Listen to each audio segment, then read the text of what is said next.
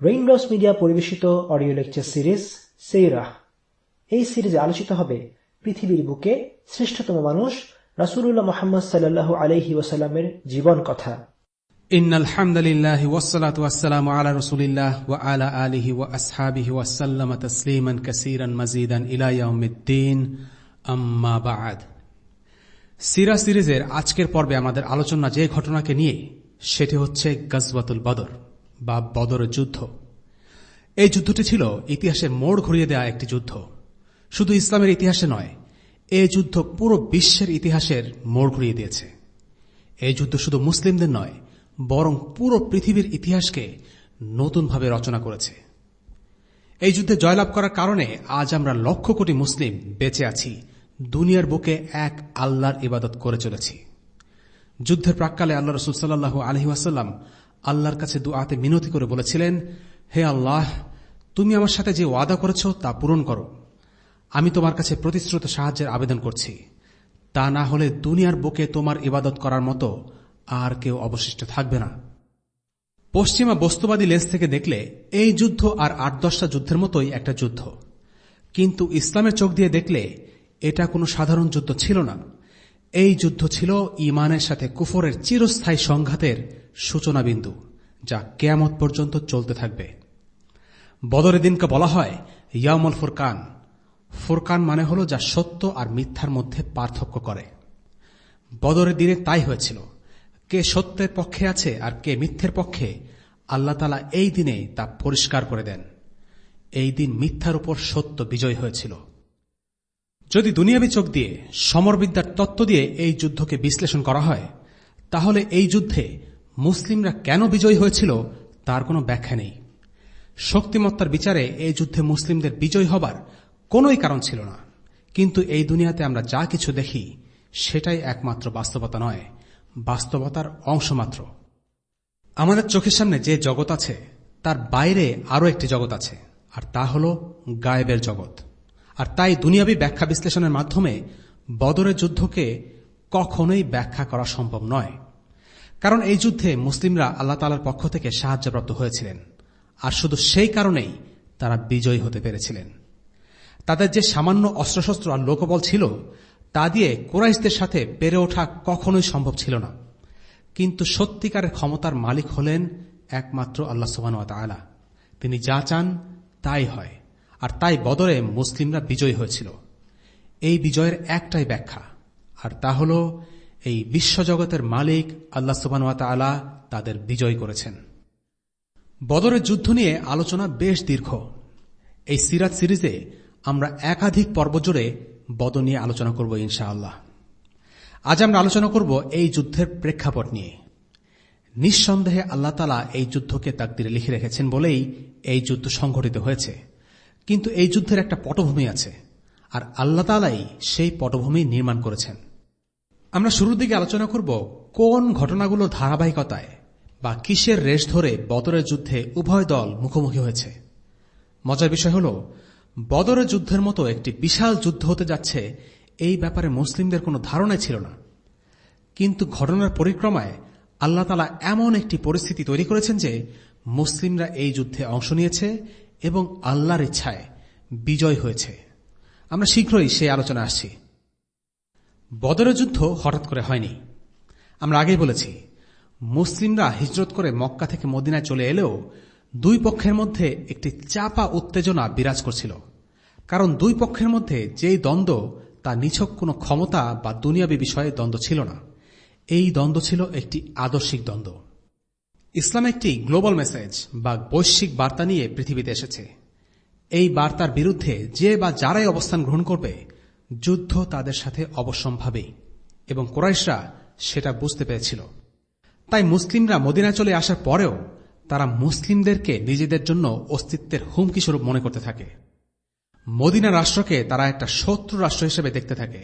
এর প্রমাণ আমরা পাই সাআদ ইবনে মুআয রাদিয়াল্লাহু আনহু এবং আবু জাহেলের একটি কথোপকথনে, যেখানে আবু জাহেল সাআদ ইবনে মুআযকে হুমকি দিয়েছিল মদিনায় মুহাম্মদ সাল্লাল্লাহু আলাইহি ওয়াসাল্লাম এবং মুসলিমদের আশ্রয় দেওয়ার কারণে। উত্তরে সাআদ ইবনে মুআয রাদিয়াল্লাহু আনহু হুমকি দিয়ে বলেন, বেশি বাড়াবাড়ি করলে তারাও কুরাইশদের কাফেলার উপর হামলা চালাবেন। গত পর্বে আমরা কয়েকটি সামরিক অভিযান নিয়ে আলোচনা করেছিলাম। এর মধ্যে একটি হল গাজওয়াতুল আশিরা। এই গাজওয়াকে বলা যেতে পারে বদরের যুদ্ধের পটভূমির প্রথম স্টেজ। এই অভিযানে মুসলিমদের লক্ষ্য ছিল কুরাইশদের একটি কাফেলাকে আক্রমণ করা, কিন্তু তারা সেবার কুরাইশদের কাফেলাকে হাতের নাগালে পায়নি বলে কোনো হতাহতের ঘটনা ঘটেনি। বদরের পটভূমির দ্বিতীয় স্টেজ বলা যেতে পারে সারিয়ায় নাখলাকে। এই অভিযান নিয়েও আমরা গত পর্বে আলোচনা করেছিলাম। আল্লাহ রাসূল সাল্লাল্লাহু আলাইহি ওয়াসাল্লাম কিছু মুজাহিদ সাহাবীকে কুরাইশদের একটি কাফেলা নজরদারি করার উদ্দেশ্যে একটি অভিযান প্রেরণ করেন, কিন্তু তারা নিজ থেকেই সেই কাফেলাকে আক্রমণ করেন এবং সেটা তারা করেছিলেন হারাম মাসে অথবা আশহারুল হুরুমের 4টি মাসের একটি মাসে। হারাম মাসগুলোতে আরবরা যুদ্ধ বিগ্রহ করা থেকে বিরত থাকত, কিন্তু মুসলিমরা হারাম মাসে এই আক্রমণ পরিচালনা করায় বিষয়টা বেশ শোরগোলে জন্ম দেয় এবং কাফিররা এ থেকে ফায়দা লুটার চেষ্টা করে। এই ঘটনা মুসলিম বনাম কুরাইশ সংঘাতে নতুন মাত্রা যোগ করে। কাফেলা আক্রমণের এই স্ট্র্যাটেজি ছিল খুবই গুরুত্বপূর্ণ এবং কার্যকরী একটা কৌশল। রাসূলুল্লাহ সাল্লাল্লাহু আলাইহি ওয়াসাল্লাম এর মাধ্যমে কুরাইশদের অর্থনীতিতে আঘাত হানতে চেয়েছিলেন, যেন তারা সামগ্রিকভাবে দুর্বল হয়ে পড়ে। তৃতীয় যে অভিযানটি সরাসরি বদরের যুদ্ধে দুই পক্ষকে মুখোমুখি করেছিল, সেটা একই বছরে অর্থাৎ হিজরি 2য় সনে। আমরা আগেই বলেছি, মক্কার ছিল দুটো বাণিজ্যিক রুট, একটি সিরিয়াগামী আর একটি ইয়েমেনগামী। এই দুটো রুটে সারা বছর কাফেলা যাওয়া আসা করত। তবে বছরের শীত ও গ্রীষ্মকালে বিশাল দুটো কাফেলা কুরাইশরা পাঠাত। শীতকালের কাফেলাটি যেত ইয়েমেনের উদ্দেশ্যে আর গরমকালে শামের উদ্দেশ্যে অর্থাৎ সিরিয়ার উদ্দেশ্যে। এই দুটো কাফেলা ছিল অনেক অনেক বড়।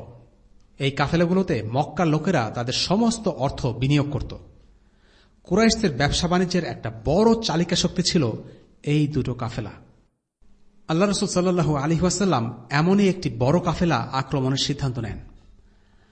আগের যে দুটো অভিযান পরিচালিত হয়েছিল সেগুলোর উদ্দেশ্যই ছিল কুরাইশদের কাফেলা আক্রমণ করা, তবে সেই কাফেলাগুলো এতটা বড় ছিল না।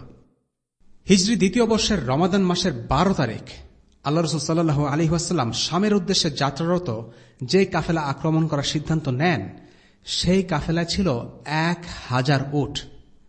এখনকার হিসেব মতে সেই সম্পদের পরিমাণ কোটি কোটি টাকা।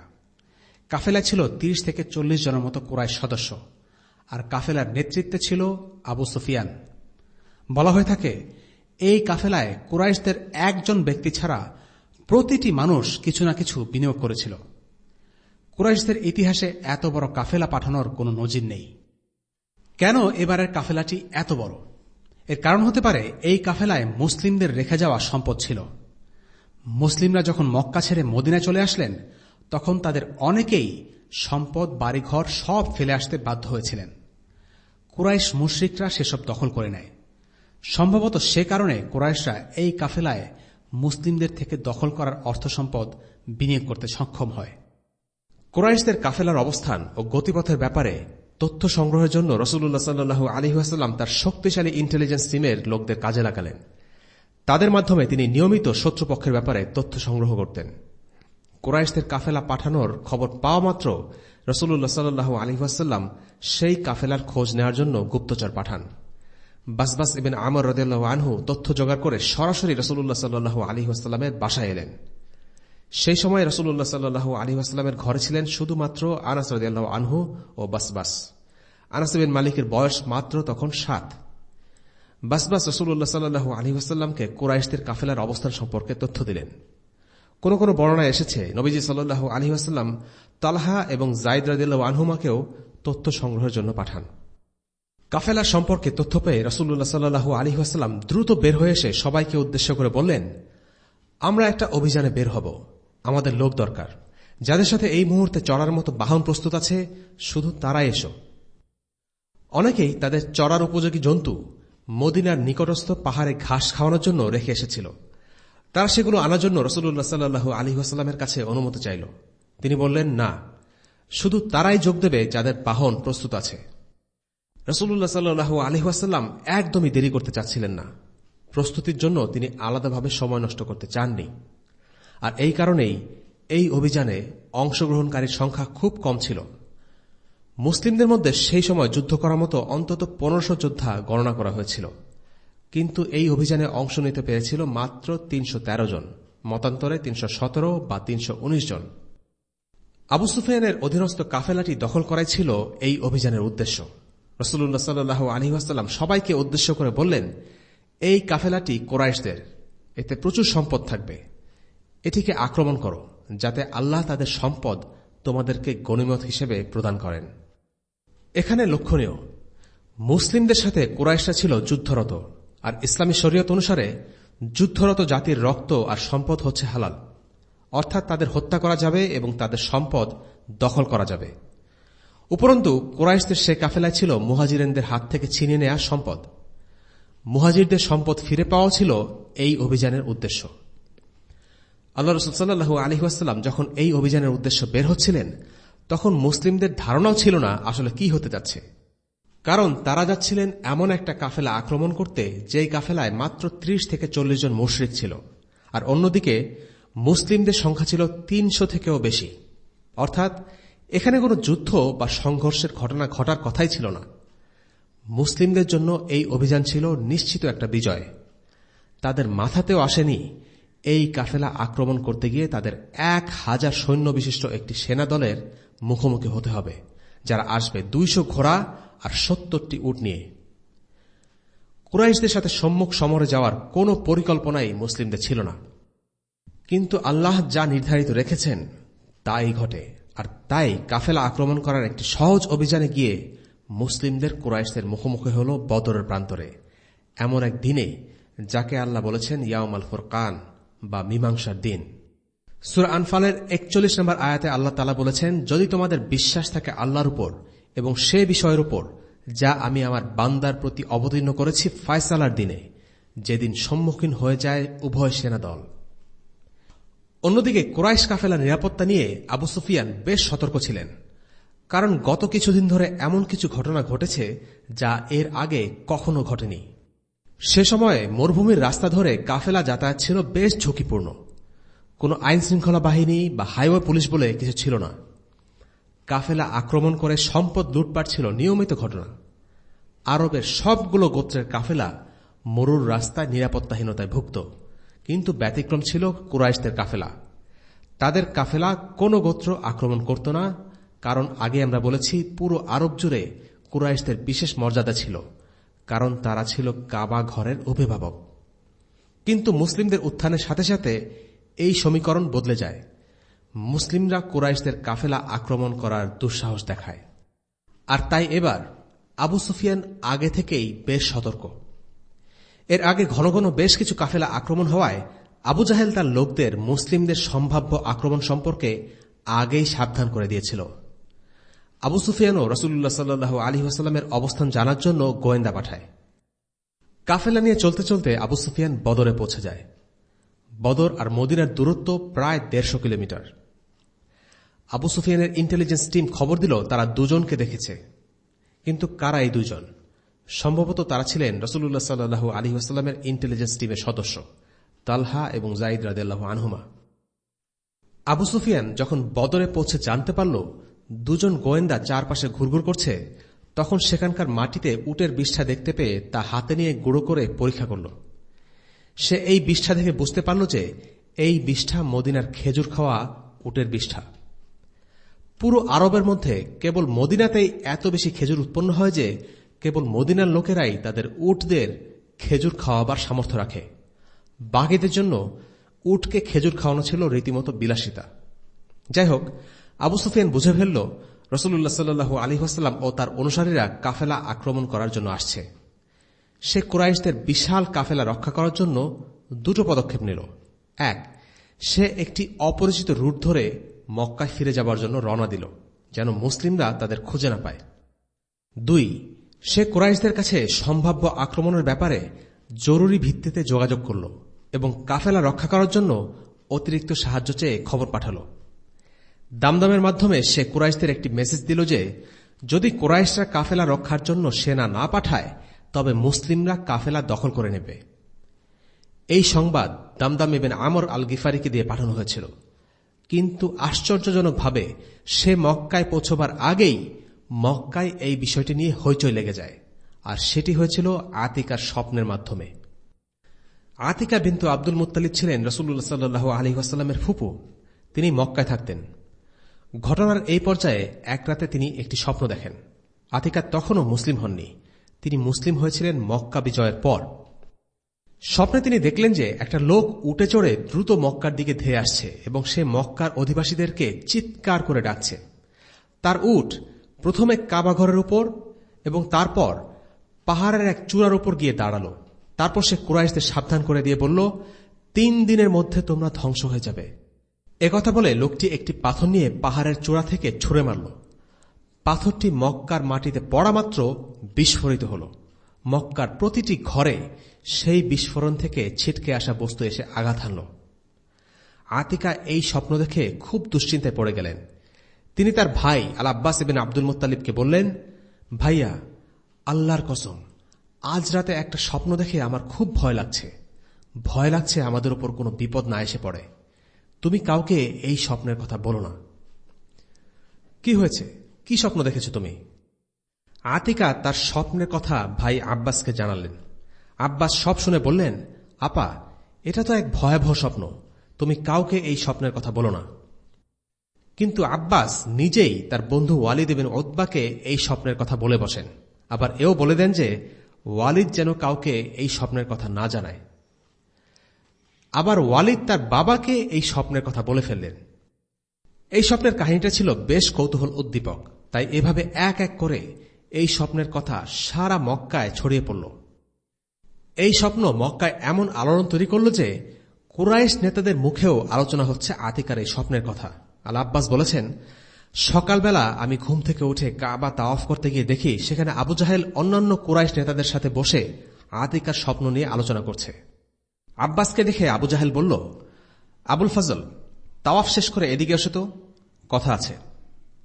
আবুল ফজল ছিল আব্বাসের কুনিয়া। তাওয়াফ শেষ করে আব্বাস তাদের সাথে আলোচনায় যোগ দিলেন। আব্বাস তখনও মুসলিম হননি, তবে মুসলিমদের প্রতি তিনি সহানুভূতিশীল ছিলেন। আবু জাহেল আব্বাসকে ব্যঙ্গাত্মকভাবে জিজ্ঞেস করল, আচ্ছা আব্বাস, তা কতদিন ধরে তোমাদের পরিবারে এই মহিলা নবী আছে বলো তো শুনি? আর এসব কথাবার্তা সে কতদিন ধরে বলছে? কোন সব কথাবার্তা? আব্বাস জানতে চাইলেন। ওই যে আতিকা একটা স্বপ্ন দেখেছে না, সে কথা বলছি। কোন স্বপ্ন দেখেছে সে? আব্বাস জানতেন আবু জাহেল কিসের কথা বলছে, তবুও জানতে চাইলেন। এইবার আবু জাহেল আরো ব্যঙ্গাত্মক ভঙ্গিতে বলল, তোমরা যারা আব্দুল মুত্তালিবের পরিবার, তোমাদের পরিবারে একটা পুরুষ নবী তো আছেই, তাতেও দেখি তোমাদের মন ভরছে না। এখন দেখছি তোমরা একটা মহিলা নবী বানিয়ে এনেছ। পুরুষ নবী বলতে আবু জাহেল আল্লাহ রসুল সাল্লাল্লাহু আলাইহি ওয়াসাল্লামের কথা ইঙ্গিত করছিল, কারণ আল্লাহ রসুল, তার চাচা আব্বাস, ফুপু আতিকা, তারা ছিলেন একই পরিবার, বনু হাশিমের সন্তান। এরপর আবু জাহেল বলল, আতিকা নাকি 3 দিনের আলটিমেটাম দিয়েছে, তো আমরা ভাবছি এই 3 দিনের অপেক্ষা করে দেখব আদৌ কিছু হয় কিনা। এর মধ্যে সে যা বলেছে যদি সত্যি না হয়, তাহলে তোমাদেরকে আরবের সবচেয়ে বড় মিথ্যুক বলে লিখিত ঘোষণা জারি করা হবে, বুঝেছ? নিজের মান সম্মান বাঁচানোর জন্য আব্বাস পুরো ঘটনা অস্বীকার করে বললেন, না, আতিকা তো কোনো স্বপ্ন দেখেনি। পুরো বিষয়টা আব্দুল মুত্তালিব পরিবারের জন্য খুব অপমানজনক ছিল। আব্বাস বাড়িতে ফিরে এলে এবার তাকে পেল আব্দুল মুত্তালিব পরিবারের মহিলা সদস্যরা। আব্বাসের নীরবতা দেখে তারা তার উপর খুব রেগে গেল এবং তার উপর এক চোট নিল। তারা তাকে বলল, তোমার মুখের উপর ওই বেয়াদব বুড়ো লোকটা তোমার পরিবারের পুরুষদের অপমান করল, মহিলাদের অপমান করল, আর তুমি কিছুই বললে না, শুধু শুনেই গেলে। তোমার কি এসব কথা একটু গায়ে লাগলো না? আব্বাস তখন বললেন, শোনো, মুখের উপর আমাকে কেউ এসব কথা বলবে আর আমি সেসব মেনে নেব, এমন মানুষ আমি নই। কিন্তু সে আগে কখনো আমার সাথে এমন আচরণ করেনি। তবে আমি কসম করে বলছি, আমি তার কথার উচিত জবাব দেবই। আর এরপর যদি সে আবার তোমাদের সম্পর্কে এরূপ কথা বলে, তবে আমি তাকে ছাড়ব না। 3 দিন পর আব্বাস হারামে গিয়ে আবু জাহেলের পাশ দিয়ে হেঁটে গেলেন, যাতে আবু জাহেল তাকে ডাক দেয়, আর এই সুযোগে তিনি আবু জাহেলের দুর্ব্যবহারের প্রতিশোধ নিতে পারেন। আল আব্বাস বর্ণনা করেন, আতিকার স্বপ্ন দেখার পর 3য় দিন সকালের কথা। এই ভেবে আমার মেজাজ প্রচন্ড খারাপ হয়ে যাচ্ছিল যে আমি কেন বেটা আবু জাহেলকে সেদিন কোনো কথা না শুনিয়েই ছেড়ে দিলাম। মসজিদে গিয়ে আবু জাহেলকে দেখলাম। তাকে দেখে মনে মনে ভাবছি, আজকে তাকে কথা শুনিয়ে ছাড়ব, এই ভেবে আমি তার দিকে এগোচ্ছি। আবু জাহেল ছিল বাঘু লোক, ধারালো তার চেহারা, তীক্ষ্ণ তার কণ্ঠস্বর আর শানিত তার চাহনি। কিন্তু দেখলাম সে মসজিদের দরজার দিকে দৌড়ে আসছে। মনে মনে ভাবলাম, কি ব্যাপার, এই লোকের হলো কি? সে কি আমার উদ্দেশ্য বুঝতে পেরে ভয়ে এরকম করছে? ঘটনা আসলে ভিন্ন রকম ছিল। সে এমন একটা কিছু শুনে ভয় পেয়েছে যা আমি তখনও শুনতে পাইনি। সে শুনেছিল দামদাম ইবনে আমর আল গিফারির চিৎকার। সে চিৎকার করে বলছিল, কুরাইশরা, কাফেলা গেল, কাফেলা গেল। মুহাম্মদ আর তার লোকেরা আবু সুফিয়ানের কাছে রাখা তোমাদের সম্পদ দখল করার জন্য আসছে। আমার মনে হয় না তোমরা তা বাঁচাতে পারবে। সাহায্য চাই, সাহায্য। এই দামদামকেই আবু সুফিয়ান জরুরি সংবাদ সহ পাঠিয়েছিল। সে আতিকার স্বপ্নের 3 দিন পর মক্কায় এসে পৌঁছায়। আর সে আসে খুব ড্রামাটিক একটা ভঙ্গিমায়। মক্কায় এসে সে উট থেকে নেমে উটের নাক কেটে ফেলে, আর লাগামটি নিচে নামিয়ে নিজের জামা টেনে ছিঁড়ে ফেলে এবং চিৎকার করতে থাকে।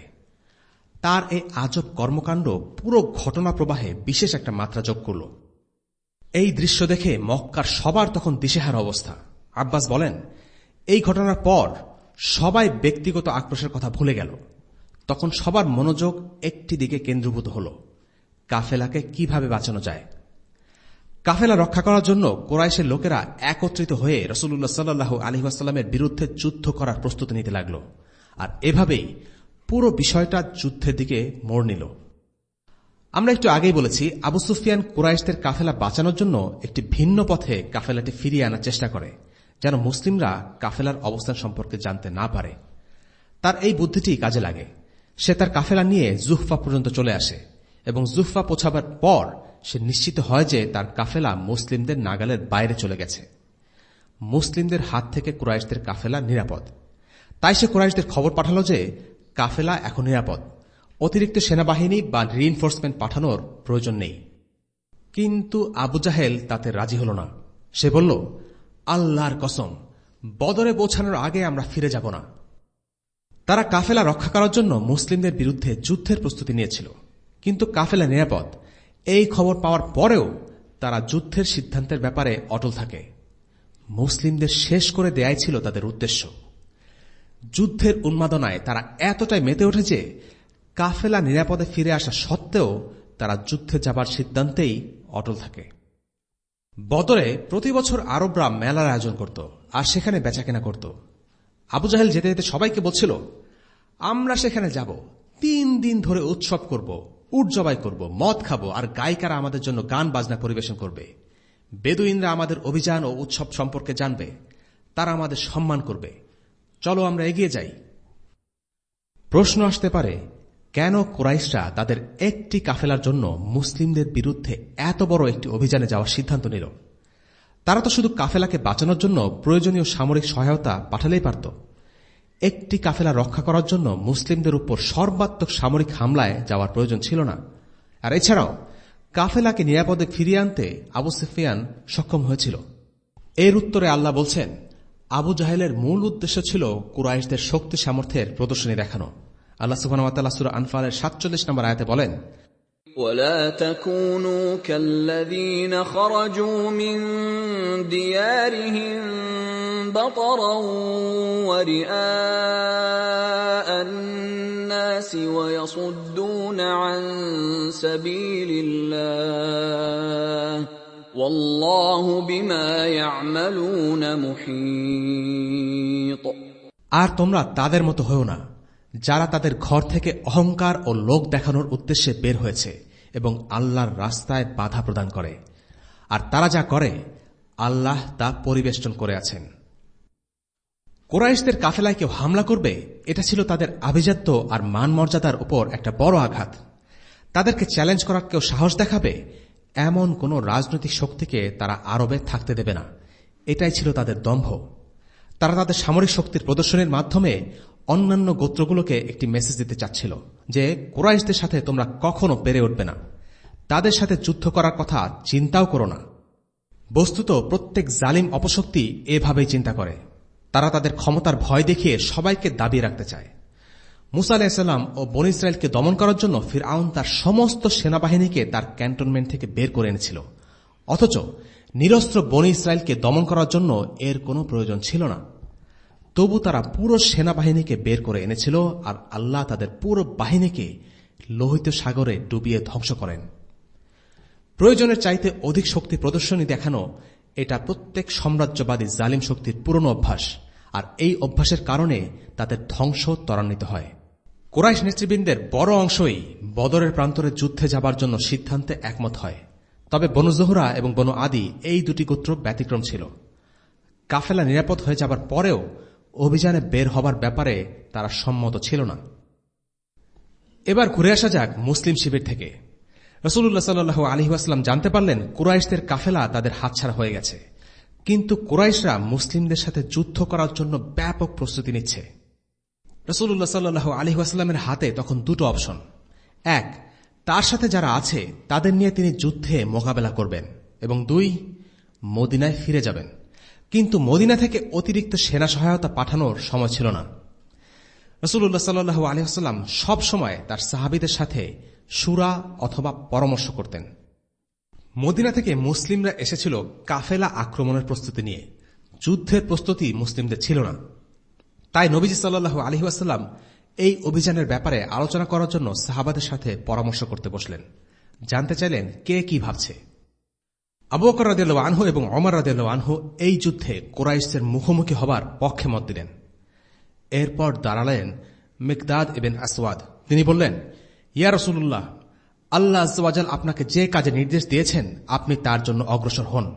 বনী ইসরায়েল তাদের নবী মূসাকে বলেছিল, মূসা, তুমি তোমার রবকে নিয়ে যুদ্ধ করো, আমরা এখান থেকে নড়ছি না। কিন্তু আমরা আপনাকে কখনোই এমন কথা বলবো না। আমরা যুদ্ধ করব আপনার সামনে থেকে, আপনার পেছন থেকে, আপনার ডানে দাঁড়িয়ে এবং আপনার বামে দাঁড়িয়ে। আপনি আপনার রবকে নিয়ে যুদ্ধে অগ্রসর হন, আমরাও আপনার সাথে আছি। মিকদাদ রাদিয়াল্লাহু আনহুর এই কথাগুলো সবার মনে অন্যরকম একটা আলোড়ন তৈরি করল।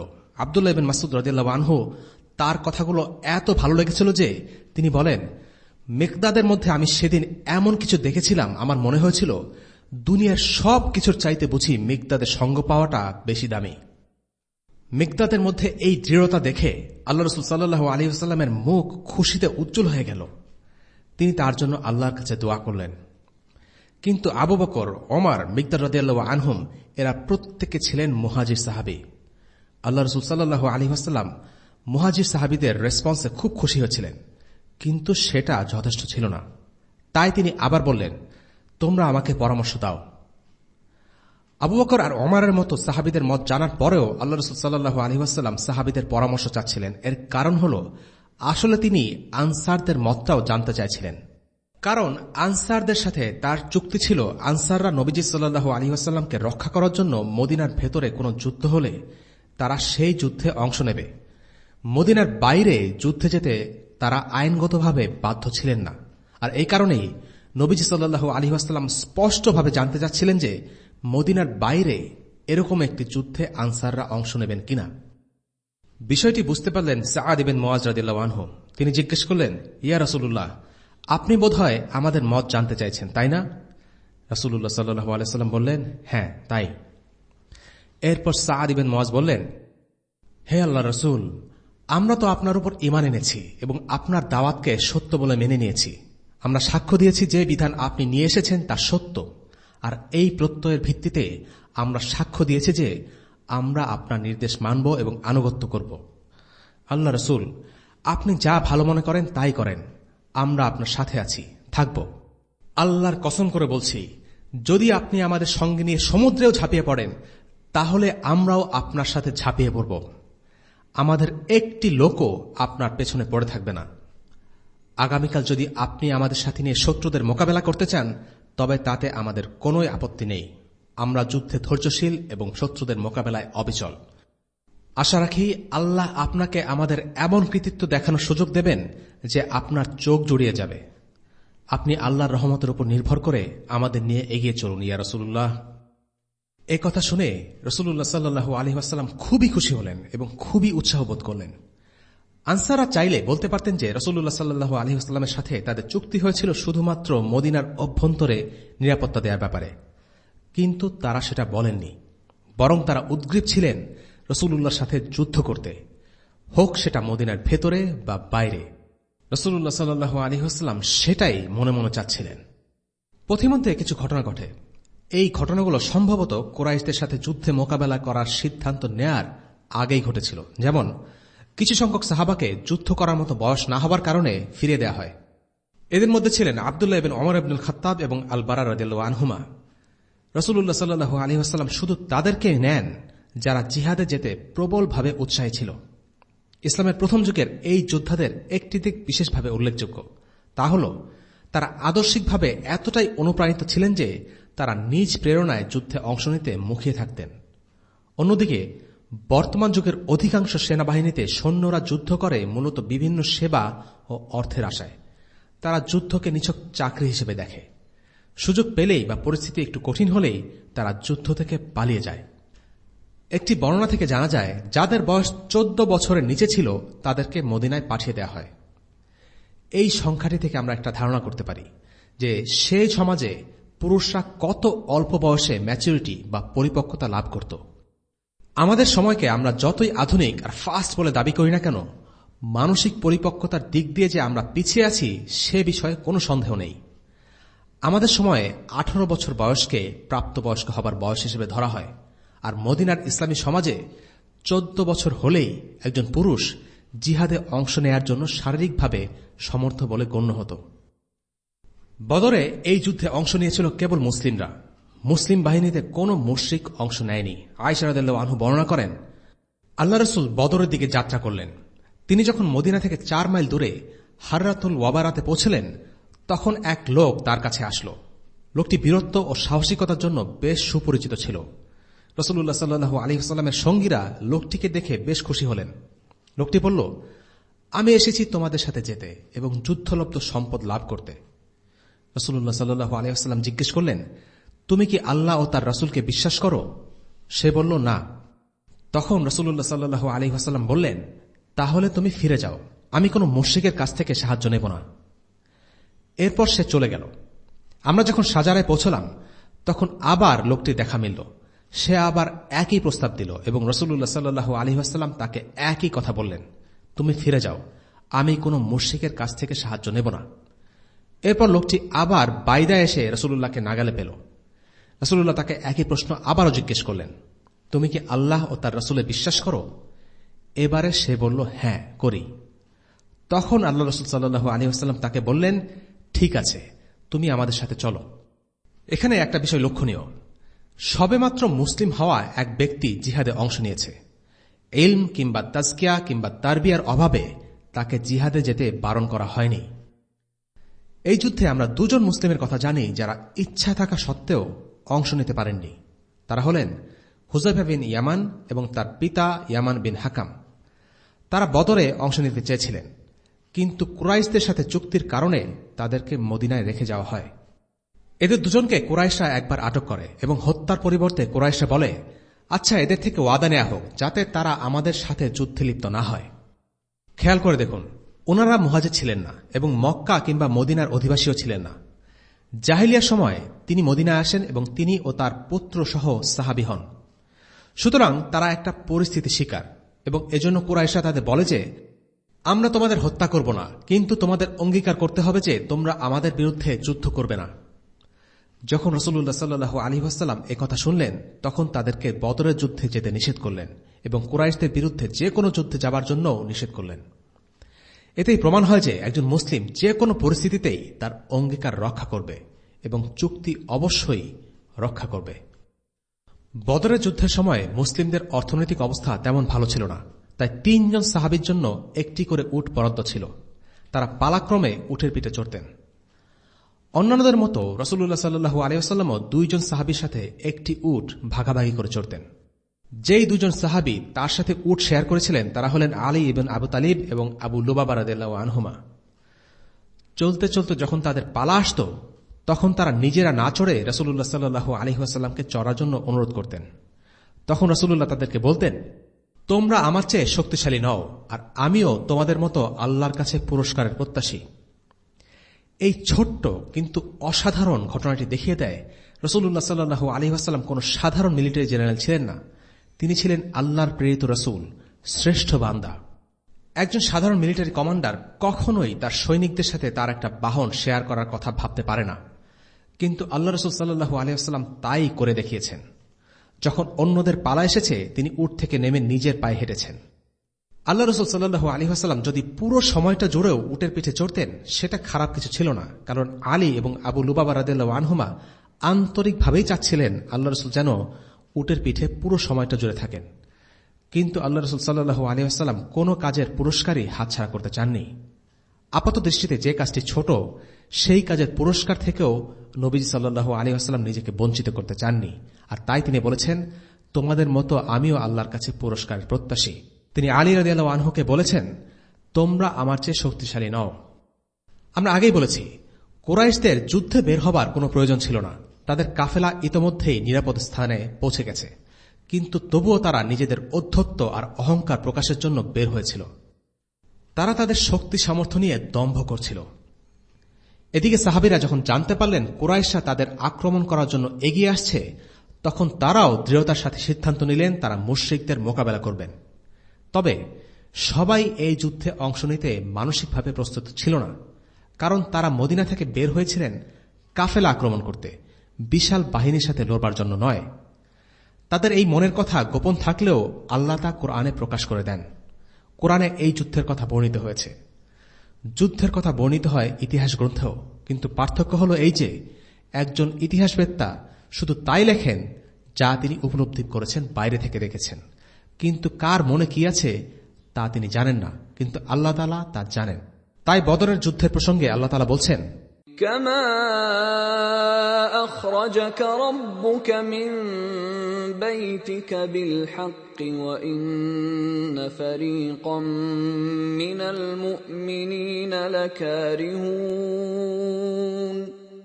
যেমন করে আপনাকে আপনার রব ঘর থেকে বের করেছেন ন্যায় ও সৎ কাজের জন্য, অথচ ঈমানদারদের একটি দল তাতে সম্মত ছিল না। সূরা আনফাল আয়াত 5। কিছু কিছু সাহাবী এই যুদ্ধে অংশ নিতে ইচ্ছুক ছিলেন না।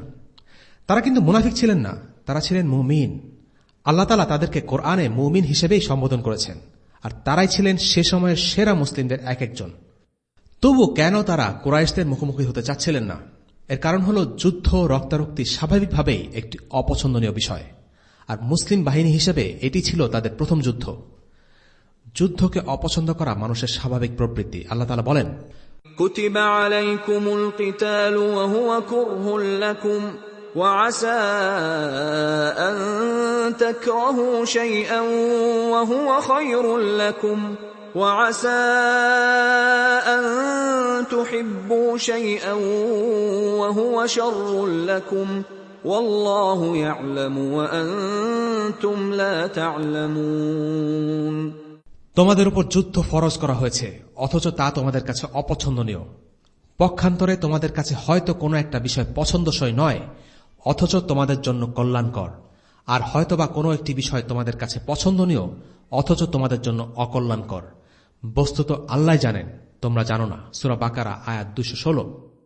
দেখা যাচ্ছে একজন মুমিনেরও যুদ্ধ অপছন্দ হতে পারে, কিন্তু তাও আল্লাহ তাদেরকে মুমিন বলে সম্বোধন করেছেন। একজন ঈমানদার ব্যক্তি কোনো ভালো কাজে ইতস্তত করতেই পারে, সেটা কোনো সমস্যা না, যদি তার ঈমান দুর্বলতার উপর জয়ী হয়। হজে যাবার জন্য কিংবা ফজরে ঘুম থেকে উঠতে গড়িমসি করলেও সেটাকে যদি শেষ পর্যন্ত কাটিয়ে ওঠা যায়, তাহলে তাতে তেমন কোনো সমস্যা নেই। সূরা আনফালের সেই আয়াতে জিহাদে যেতে না চাওয়া মুমিনদের কথা উল্লেখ করে পরের আয়াতে আল্লাহ আযজা ওয়া জাল বলেন, يجادلونك في الحق بعدما تبين كأنما يساقون إلى الموت وهم ينظرون وإذ يعدكم الله إحدى الطائفتين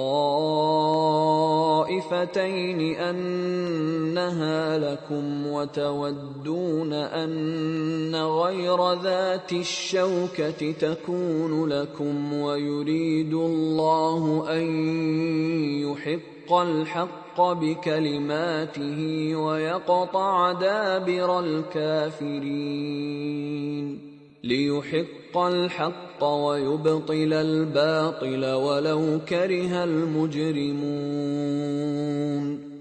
সত্য স্পষ্ট হওয়ার পরেও তারা তোমার সঙ্গে বাদানুবাদে লিপ্ত হয়েছিল। তাদের অবস্থা দেখে মনে হচ্ছিল যে তারা যেন চেয়ে দেখছিল যে তাদেরকে মৃত্যুর দিকে তাড়িয়ে নেওয়া হচ্ছে। স্মরণ করো যখন আল্লাহ তোমাদেরকে প্রতিশ্রুতি দিয়েছিলেন যে দুটি দলের মধ্যে একটি তোমরা পাবে, আর তোমরা চেয়েছিলে যেন নিরস্ত্র দলটি তোমরা লাভ করো, আর আল্লাহ চেয়েছিলেন তার বাণী দ্বারা সত্যকে সত্যরূপে প্রতিষ্ঠিত করতে আর কাফিরদের জ্বর কেটে দিতে, যাতে তিনি সত্যকে সত্য হিসেবে প্রতিষ্ঠিত করেন আর মিথ্যাকে মিথ্যে প্রমাণিত করেন, যদিও তা পাপীদের কাছে পছন্দনীয় নয়। সূরা আনফাল আয়াত 6-8। এই আয়াতে আল্লাহ মুসলিমদের মনের কথা প্রকাশ করে দিচ্ছেন। তিনি বলছেন, তোমরা চাচ্ছিলে কণ্টকহীন বাধা বিপত্তিহীন কাফেলাটি যেন তোমাদের ভাগে আসুক, অর্থাৎ মুসলিমরা চেয়েছিল মুহাজিরদের অর্থ সম্বলিত কাফেলা আক্রমণ করা ছিল সহজ টার্গেট, তুলনামূলক ঝুঁকিহীন, আর এটাই ছিল তাদের পরিকল্পনা। কিন্তু আল্লাহ তাআলারও পরিকল্পনা ছিল। সেই পরিকল্পনা ছিল আরও ব্যাপক, আর আল্লাহর পরিকল্পনাই বাস্তবায়িত হয়। মুসলিমরা চেয়েছিল নিছক কাফেলা আক্রমণ করে সম্পদ নিয়ে যেতে, তারা বড় কোনো যুদ্ধে জড়াতে চায়নি। কিন্তু আল্লাহ চাননি এই যুদ্ধ হোক নিছক মুহাজিরদের সম্পদ ফিরে পাওয়ার যুদ্ধ। তিনি চেয়েছেন আরও বড় কিছু। তিনি চেয়েছেন এই যুদ্ধে হক ও বাতিলের আদর্শ মুখোমুখি হোক, আর এই যুদ্ধের মাধ্যমে তিনি হককে জয়ী করবেন আর মিথ্যাকে পরাজিত করবেন। তিনি পরিস্থিতিকে এমনভাবে বদলে দেন যে মুসলিমদের এই যুদ্ধে অংশ নেয়া ছাড়া আর কোনো উপায় থাকে না। আর এই কারণেই এই দিনকে বলা হয় ইয়াউমাল ফুরকান, বা সত্য মিথ্যার পার্থক্যকারী দিন। এবার ঘুরে আসা যাক কুরাইশদের ক্যাম্প থেকে। কুরাইশরা মুসলিমদের উচিত শিক্ষা দেওয়ার জন্য ব্যাপক প্রস্তুতি গ্রহণ করা শুরু করে। একদিনের মধ্যে কুরাইশরা সবচেয়ে বড় সেনাদল নিয়ে যাত্রা শুরু করে। কুরাইশদের প্রত্যেকটি ঘর থেকে কেউ না কেউ যুদ্ধে অংশ নেওয়ার জন্য বের হয়। যেমনটা আমরা দেখেছি আতিকার স্বপ্নে, একটা পাথর মক্কার প্রতিটা ঘরে এসে আঘাত এনেছে। যদিও বিশাল সৈন্য সামন্ত আর ব্যাপক প্রস্তুতি নিয়ে কুরাইশরা ময়দানের দিকে অগ্রসর হয়, তবু তাদের মধ্যে কিছুটা বিভক্তির সুর দেখা যাচ্ছিল। এই যুদ্ধের মূল হোতা ছিল আবু জাহেল। এই যুদ্ধে যাবার জন্য সে সবচেয়ে বেশি অগ্রণী ভূমিকা পালন করে। কুরাইশদের মাঝে ইসলাম বিদ্বেষী উন্মাদনা ছড়িয়ে দেওয়ার জন্য সবচেয়ে সচল ভূমিকা পালন করেছিল এই আবু জাহেল।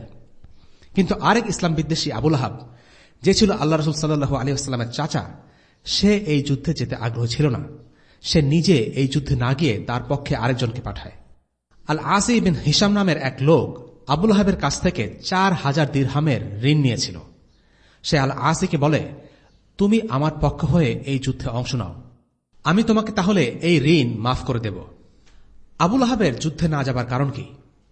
এর কারণ সম্ভবত এটাই যে সে ছিল বনু হাশিম গোত্রের সদস্য, আর আল্লাহ রাসূল সাল্লাল্লাহু আলাইহি ওয়াসাল্লামও তাই। সে হয়তো নিজ গোত্রের বিরুদ্ধে যুদ্ধে যেতে চাইছিল না, কারণ আরবে নিজ গোত্রের বিরুদ্ধে অবস্থান নেওয়া বা তাদের সাথে যুদ্ধ করাটা ছিল একটা ট্যাবু। সে আল্লাহ রাসূল সাল্লাল্লাহু আলাইহি ওয়াসাল্লামের বার্তার ঘোর বিরোধী ছিল। তবে সম্ভবত যুদ্ধের ময়দানে আল্লাহ রাসূলকে সে সরাসরি মোকাবেলা করতে চায়নি, আর তাই আবুল আহাব বদরে অংশ নেয়নি। এই একই কারণে আরও বেশ কিছু প্রভাবশালী কুরাইশ নেতা বদরে অংশ নিতে আগ্রহী ছিল না। অনেকেই মেনে নিতে পারছিল না যে চাচা হয়ে কিভাবে ভাতিজার বিরুদ্ধে অস্ত্র ধরবে তারা, বাবা হয়ে ছেলের বিরুদ্ধে, কিংবা ভাই হয়ে ভাইকে হত্যা করবে। আসাবিয়া বা গোত্রপ্রীতির কারণে অনেক কুরাইশ এই যুদ্ধে যেতে আগ্রহী ছিল না। তারা চাচ্ছিল অন্যরা মুসলিমদের সাথে যুদ্ধ করে পরাজিত করুক, আর তারা নিজেরা এর মধ্যে জড়াবে না। যেমন উতবা ইবনে রাবিয়া, হাকিম ইবনে হিজাম, এই লোকগুলো যুদ্ধে যাওয়ার বিরোধী ছিল। উতবা ইবনে রাবিয়া ময়দানে পৌঁছে যাওয়ার পরেও এই যুদ্ধকে থামানোর জন্য চেষ্টা করেছিল। সে কুরাইশদের বারবার বুঝিয়ে সুঝিয়ে মক্কায় ফিরিয়ে আনার চেষ্টা করে। কিন্তু আবু জাহেলের এই যুদ্ধের পক্ষে এত শক্তিশালী ন্যারেটিভ তৈরি করেছিল যে উতবার প্রচেষ্টায় কোনো কাজ হয়নি। আবু জাহেল তাকে এমনভাবে খেপিয়ে তুলতে সক্ষম হয় যে উতবা এই যুদ্ধে অংশ নেয়। উতবার ঘটনাটি আমরা পরবর্তী পর্বে আলোচনা করব। হাকিম ইবনে হিজাম কৌশলে এই যুদ্ধকে এড়ানোর চেষ্টা করে, তবে আবু জাহেলের উন্মাদনার সামনে সকল যুক্তি আর কূটনৈতিক চাল বৃথা। কেউ যুদ্ধে যাবার প্রতিবাদ করলে আবু জাহেল তাকে এমনভাবে অপমান করত যে সে আর মুখ খোলার সাহস পেত না, বরং নিজেকে কিছু একটা প্রমাণ করার জন্য যুদ্ধে যাবার সিদ্ধান্ত নিতে বাধ্য হয়েছিল। যেমন উমাইয়া বিন খালাফের সাথে এমনটা করেছিল আবু জাহেল। সাআদ ইবনে মুআজ রাদিয়াল্লাহু আনহু যখন মক্কায় তাওয়াফ করতে এসেছিলেন, তখন সে সাআদ ইবনে মুআজ থেকে শুনেছিল যে আল্লাহ রাসূল সাল্লাল্লাহু আলাইহি ওয়াসাল্লাম বলেছেন যে উমাইয়াকে মুসলিমরা হত্যা করবে। একথা উমাইয়ার মনে ভয় ধরিয়ে দেয়। সে আল্লাহ রসুল সাল্লাল্লাহু আলাইহি ওয়াসাল্লামের শত্রু ছিল সত্যি, কিন্তু মনে মনে ঠিকই জানত আল্লাহ রসুল যা বলেন সত্যি বলেন। তাই সে নিজে বদরে না গিয়ে অন্য একজনকে পাঠাতে চাইল, কিন্তু আবু জাহেল তাকে বলল, তুমি হলে এই উপত্যকার সাইয়েদ, তুমি না গেলে কেমন করে হবে? শেষ পর্যন্ত উমাইয়া বিন খালাফও এই যুদ্ধে অংশ নেয়। তার বিস্তারিত কাহিনী পরবর্তীতে আসবে ইনশাআল্লাহ। আবু জাহেল সবার মাঝে এমনভাবে চেতনার বিষ ছড়িয়ে দিল যে সবাই মুসলিমদেরকে হত্যা করার জন্য উন্মত্ত হয়ে উঠল। কাজটি কি ঠিক না ভুল হচ্ছে, এটা নিয়ে কোনো প্রকারের উন্মুক্ত আলোচনা করার সুযোগই সে দিল না, বরং সে ঝাঁঝালো ভাষায় সবাইকে যুদ্ধে যাবার জন্য উত্তেজিত করে তুলছিল। তাই কুরাইশদের একটি বড় অংশকে এই যুদ্ধে যাওয়ার ব্যাপারে রাজি করতে সে সমর্থ হয়। এখানে লক্ষণীয়, এক আবু জাহেলের প্রচেষ্টায় পুরো কুরাইশরা কিভাবে ময়দানে ঝাঁপিয়ে পড়েছে। ইসলাম বিদ্বেষ এমনই একটি জিনিস যা মানুষকে অন্ধ করে দেয়। আমরা মাক্কি যুগের কাহিনী বর্ণনার সময় একটি ঘটনা বর্ণনা করেছিলাম, যেখানে উকবা ইবনে আবি মুআইত নামের এক মুশরিক, যে ছিল কুরাইশদের মাঝে সবচেয়ে জঘন্য আর নিচু মানসিকতার এক লোক, সে একবার আল্লাহ রাসূল সাল্লাল্লাহু আলাইহি ওয়াসাল্লামের গায়ের উপর সিজদারত অবস্থায় নারী ভুরু চাপিয়ে দেয়। এরপর ফাতিমা রাদিয়াল্লাহু আনহা এসে সেগুলো পরিষ্কার করলে আল্লাহ রাসূল উঠে দাঁড়ান এবং তখন নাম ধরে কিছু লোকের বিরুদ্ধে আল্লাহর কাছে দোয়া করেন। তিনি বলেন, হে আল্লাহ, শাস্তি দাও আবু জাহেল, উতবা বিন রাবিয়া, শাইবা বিন রাবিয়া, আল ওয়ালিদ বিন উতবা, উমাইয়া বিন খালাফ আর উতবা ইবনে আবি মুআইতকে। এই দোয়াতে তিনি 7 জনের নাম উল্লেখ করেছিলেন, তবে বর্ণনাকারী একজনের নাম ভুলে যান। আব্দুল্লাহ ইবনে মাসউদ রাদিয়াল্লাহু আনহু বলেন, এই 7 জনের প্রত্যেকেই বদরে নিহত হয়েছিল। আল্লাহ তাআলা বদরের ময়দানে আল্লাহ রাসূল সাল্লাল্লাহু আলাইহি ওয়াসাল্লামের দোয়া কবুল করেছিলেন। এই জঘন্য লোকগুলোকে সেখানেই হত্যা করেছেন। যাই হোক, কুরাইশরা যাত্রা শুরু করল। তাদের সেনাদল ছিল 1300 সৈন্যের। তবে পরবর্তীতে কিছু লোক মক্কায় ফিরে যায়, তাই ময়দানে অংশ নেয় 1000 জনের মতো। তারা যখন মক্কা ত্যাগ করছে তখনও তাদের মনে কিছু শঙ্কা আর ভয় ছিল। কেউ একজন বলল, আমরা তো মক্কাকে অরক্ষিত অবস্থায় ফেলে যাচ্ছি। এই কথা বলার কারণ হল তারা বনু বকর গোত্র থেকে হামলার আশঙ্কা করছিল। জাহিলিয়াতের সময়ে কুরাইশদের সাথে বনু বকরের একটি বিরোধ হয়। একবার এক কুরাইশি কম বয়সী ছেলে বনু বকরের এলাকায় ঢুকে পড়ে। বনু বকরের এক নেতা তখন সেই কুরাইশি ছেলেকে প্রতিশোধবশত হত্যা করে, কারণ এর আগে কুরাইশদের একজন বনু বকরের এক লোককে হত্যা করেছিল, কিন্তু সেটার কোনো বিচার হয়নি। তাই এই কুরাইশি ছেলেকে হত্যা করার মাধ্যমে বনু বকর প্রতিশোধ নেয়। কিন্তু কুরাইশরা পরে এটি নিয়ে আর উচ্চবাচ্য করেনি। কিন্তু বিষয়টিকে সহজভাবে নিতে পারেনি নিহত ছেলেটির পরিবার। ভাই হত্যার প্রতিশোধ নেয়ার জন্য ছেলেটির ভাই বনু বকরের সেই নেতাকে হত্যা করে বসে, যে তার ভাইকে হত্যা করার নির্দেশ দিয়েছিল। সে বনু বকরের ওই নেতাকে শুধু হত্যাই করেনি, তার লাশ টুকরো টুকরো করে কাবার দরজার সামনে ঝুলিয়ে দেয়। আর এই কারণে কুরাইশদের সাথে বনু বকরের বিরোধের আগুন আবার জ্বলে ওঠে। কিন্তু ততদিনে ইসলামের উত্থান হয়ে যাওয়ার কারণে এই বিরোধ কিছুটা ধামাচাপা পড়ে যায়, কারণ কুরাইশদের বড় শত্রু এখন মুসলিমরা, বনু বকর নয়। তবু কুরাইশরা মক্কা ছেড়ে যাবার পর চিন্তায় পড়ে যায়, যদি বনু বকরের লোক এখন হামলা করে বসে তাহলে কি হবে? তারা যদি আমাদের নারী শিশুদের হত্যা করে? এটা নিয়ে পুরো বাহিনীতে শোরগোল লেগে যায়, আর তাই অনেকের মক্কায় ফিরে আসার উপক্রম হয়। শয়তান যখন দেখল এই নিরাপত্তাহীনতার কারণে কুরাইশরা কিছুটা নিরাপত্তাহীনতা ও আত্মবিশ্বাসের অভাবে ভুগছে, তখন সে নিজেই সুরাকা ইবনে মালিকের রূপ ধরে কুরাইশদের কাছে আসে। সে চাচ্ছিল যে কোনো মূল্যে এই যুদ্ধটা হোক, যেন সে এর মাধ্যমে মুসলিমদের ধ্বংস করে দিতে পারে। সুরাকা ছিল একটা শক্তিশালী গোত্রের লোক। এই সুরাকা হল সেই সুরাকা যে হিজরতের সময় আল্লাহ রাসূল ও আবু বকর রাদিয়াল্লাহু আনহুকে ধরতে চেয়েছিল, কিন্তু সে নিজেই তাদের কাছে ধরা খেয়ে যায়। যাই হোক, সুরাকার রূপে এসে শয়তান কুরাইশদের বলল, তোমরা চিন্তা করো না, আমি নিশ্চিত করব যে তোমাদের অনুপস্থিতিতে বনু বকর তোমাদের উপর হামলা চালাবে না। কাজেই কুরাইশদের বদরের পথে এগিয়ে যেতে আর কোনো বাধা থাকল না। মুশরিক বাহিনী অগ্রসর হতে থাকল। তাদের দলে 100 ঘোড়া, 600 বর্ম, 150 বেশি উট আর কিছু চিয়ার লিডার্স, যারা নেচে গেয়ে তাদের যোদ্ধাদের চাঙিয়ে রাখবে। অন্যদিকে মুসলিম বাহিনীও বদরের দিকে অগ্রসর হচ্ছে। আজকের পর্ব এতটুকুই। পরবর্তী পর্বে আমরা আলোচনা করব যুদ্ধের আগের রাত এবং ময়দানের মুহূর্তগুলো ইনশাআল্লাহ। ওয়াসাল্লাল্লাহু আলা সাইয়্যিদিনা মুহাম্মদ ওয়া আলা আলিহি ওয়া আসহাবিহি ওয়া সাল্লাম। আলহামদুলিল্লাহি রাব্বিল আলামিন। আসসালামু আলাইকুম ওয়া রাহমাতুল্লাহি ওয়া বারাকাতুহু।